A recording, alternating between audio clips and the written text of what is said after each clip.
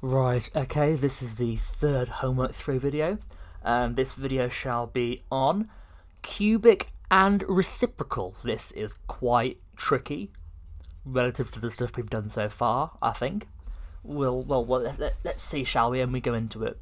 So we have our first question here. Write down the letter of the graph which could have the equation of each of these. So if we have a look at each of these equations, this y equals 2x minus 2, that's just going to be a line. It's going to be a line and it has a positive gradient. Now there are three types of linear, just straight line graphs. You've got ones that look like this, ones that look like this, ones that look like this. I mean, to be fair, you've also got ones that look like that. You've got ones that are straight lines going down, you've got ones that are going across, positive diagonal gradient or negative diagonal gradient. Now we want a positive diagonal gradient. We want something that looks a bit like this. So if we go through our graphs, A, no, B, no, C, no. We keep going and eventually we get to H. H is the only one that has a line going up like that. So I has to be H. Right, now let's just rub out all of these lines. Let's rub that out. Let's go to the next question. Y equals 2x squared minus 5x plus 5x minus 3. Apologies. So we want we're looking for a quadratic firstly. So if we go through and we see which ones are quadratic, we're looking for graphs that look like this or this. So we go through, we have this one, we have this one, and we have this one. So firstly we see our x squared that is positive, which means it's going to look like a smiley face. A negative quadratic looks like a sad face. So you've got to think, he's feeling quite negative, he's sad. A positive quadratic equation looks like he's got a smiley face, he's feeling positive. I regret ever doing art. So we rub that out and we go through what we've got here. It can't be this one, can't be B. So what we're left with is D and I. So now we're looking for, if we look at this bit here is a negative, which means when we factorize it, we're going to get 2x minus something and x plus something. Our roots, when we did roots in the last video, one root is going to be positive, one root is going to be negative. If we look at our I has got two negative roots. It's got two roots on this side of the x equals 0 line of our y-axis, so both roots will be negative.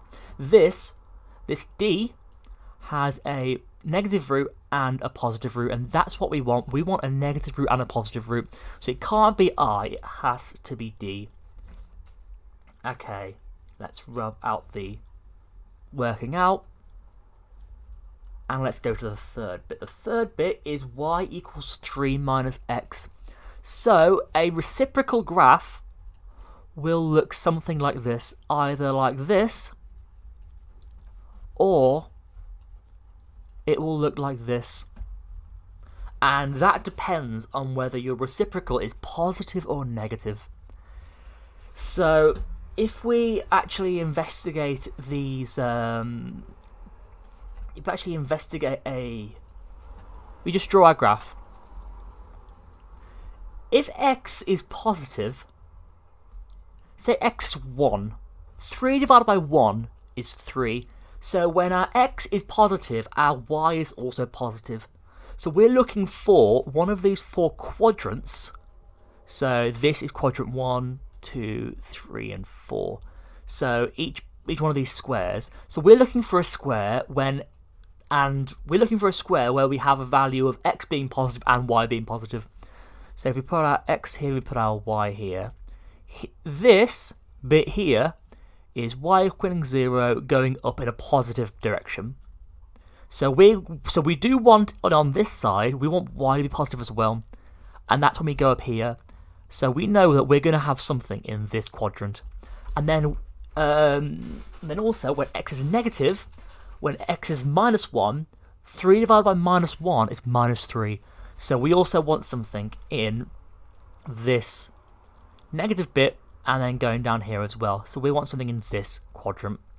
And if we go through our graphs, we see that A is what we're looking for because we have positive, positive, and we have negative, negative. So we're going to put A there. I should be back in a second. Okay, and I'm back. I'm just going to make sure it's recording. It is recording perfect. Right. Let's go to the next question. Complete the table of values for y equals 1 over x. So this is a reciprocal graph with a coefficient of 1. So let's have a look. 0.4, so y equals 1 over 0.4. So first thing we can do is times both of these things by 10.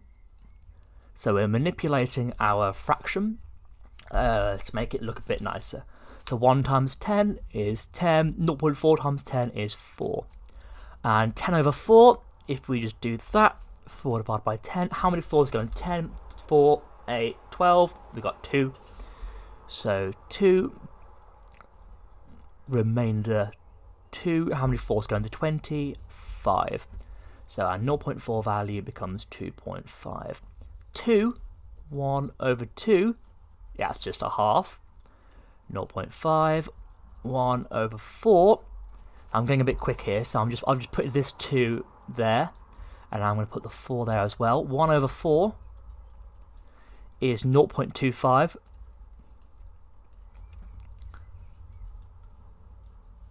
So now it says on the grid, draw the graph. So we have, if we look at our 0.2, and 0.2 is 5.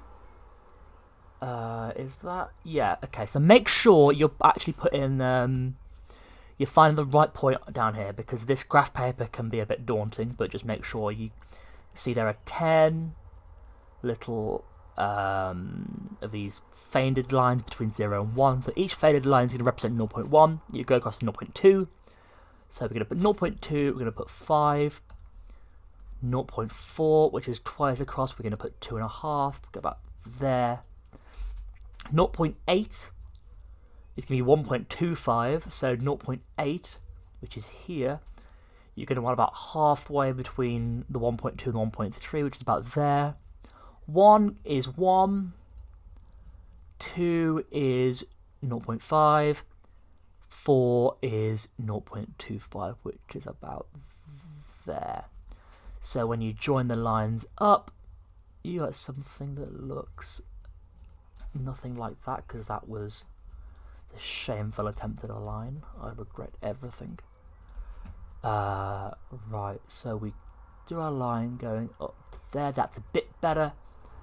Then we have our... Come on, I'm so close, I'm so close. Oh, that'll do. Right. So we have a line that looks a bit like that. Basically. Yours will probably be more accurate than mine when you're actually writing this out. But yeah, like I say, yours will probably be more accurate than mine. Because I'm having to do mine through a mouse on a computer, and you're doing yours with a pencil and a graph paper, which will make it more accurate. Okay, now this is a cubic. Complete the table of values. So, minus 1 cubed. Minus 1 cubed. So we have minus 1 times minus 1 times minus 1. If we just look at these two, minus 1 times minus 1 gives you positive 1. 1 times minus 1 is minus 1. So, minus 1 cubed equals minus 1. So we have minus 1 plus x, which is minus 1, minus 2. Minus 1, minus 1, minus 2 gives us minus 4. So our value here is minus 4. 0 cubed is 0, plus 0, minus 2 is minus 2. So we have 0 plus 0 minus 2. 2 cubed is 8. So 2 cubed plus 2 minus 2. 2 minus 2 is 0, so we're just left with this 8. So we do an 8 here. And now it says draw the graph. And this is where I'm going to embarrass myself. So minus 2 goes to minus 12, which is there. Minus 1 goes to minus 4, which is here. 0 goes to minus 2, which is there. 1 goes to 0, 1 goes to 0, which is here. And 2 goes to 8, which is there, I believe. Have I done that right? Minus 2, 12, minus 1, 4, 0, minus 2, 1, 0. Yeah, and then when we join our lines up, remember you do a, remember to do it freehand, well, yeah. And it's going to look something a bit like that. When you do a cubic, you have to make sure there is some kind of, because you can be tempted just to do a straight line from minus 4 to minus 2 to 0. You have to make sure there is some kind of this bit in the middle. So sometimes it'll look like this, sometimes it'll look like that. You've got to make sure that there is a where that's just not a straight line, where there is some kind of bit where the gradient kind of stops and then goes up again. So that's why I've tried to incorporate that in mine. I'm not very good at explaining it. I'm hoping that the drawn explanations are a bit better than my worded explanations. Let's go to the next question. And the next question is this. This is the last one. It is the last one. Okay, awesome. Complete the table of values for x plus 1 over x. So 0.2 goes to 5.2, 0.4, so we have 0.4 plus 1 over 0.4. We did this a minute ago, 0.4, this gives us 2.5. So 0.4 plus 2.5 is going to give us 2.9. 0.6 plus 1 over 0.6, so if we manipulate this, we're going to times the top and the bottom by 10. We're going to get 10 over 6. If we do 10 over 6, how many 6s going to 10? 1.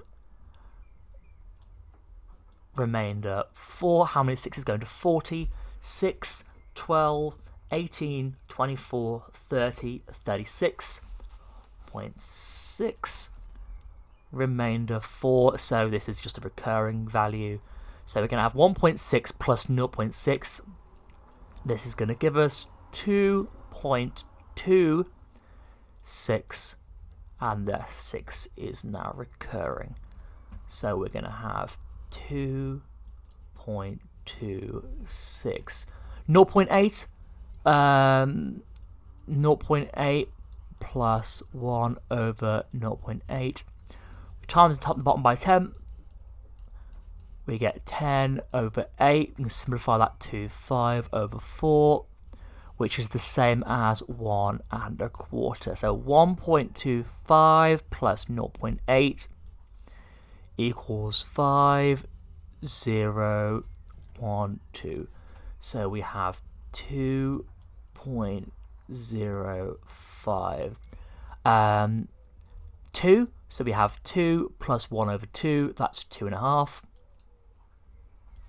So now let's draw our graph. So we have, so when it's 0.2, which is here, we're going to have 5.2, which is there. 0.4, which is here, becomes 2.9, which is there.